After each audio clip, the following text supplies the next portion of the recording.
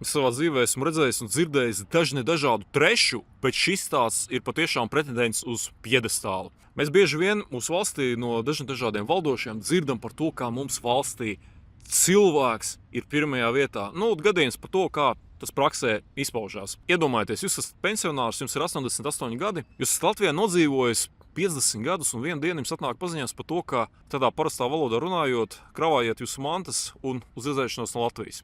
Jūs pateiciet, ka tas tā nevar būt, tas tāds pārspīlējums. Nē, iepazīsties, šī ir Nadežda Golomazova. Viņa ir 88 gadi, viņa Latvijā ir iebraukusi vēl PSRS laikā 50 gadus atpakaļ no Moldovas. Un sa citu viņa runā latviski.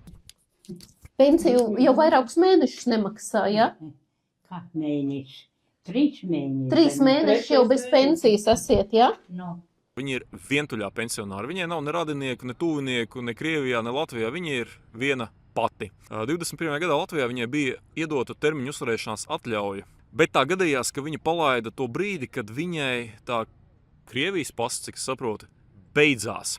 Un ziniet, kas notika tālāk? Tālāk mēs redzam visas tās mūsu Latvijas birokrātijas izpausmes visnecilvēciskajā, ciniskākajā un varētu pat pateikt sadistiskajā formā. Ņemot vērā, ka viņai pasa beidzās un viņai vajadzēja pagarināt to termiņu uzturēšanās atļauju, ziniet, kas izrādījās?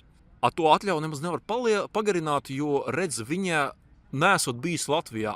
Kāpēc viņa nesot bijusi Latvijā? Tāpēc, ka viņai bija beigusies šī pase. Viņa dzīvoja 50 gadus Latvijā, viņa maksāja nodokļus, viņai bija piešķirta pensija, neliela 400 eiro. Un par cik viņai šobrīd ir tas status, ka viņai pase beidzās, viņai ir atņemta pensija. Viņa nevar nomaksāt rēķinus, viņa nevar nekādu pārtiku nopirkt, un pie tam sociālais dienests, viņam arī nav juridiska pamata nekā neko palīdzēt. Šis cilvēks, viņi it kā ziniet, ka Latvijā viņa neeksistē. Šai valstī vēl nav viss zaudēts, un daudzi, tā skaitā tā paša sociālā dienesta darbinieki, pa savu naudu, es uzsveru, pa savu naudu palīdz šai pensionārai. Es vēlreiz uzsveru, vientuļš pensionārs, 88 gadi, Krievijā viņam nav ne radinieki, nekā viņam tur nav.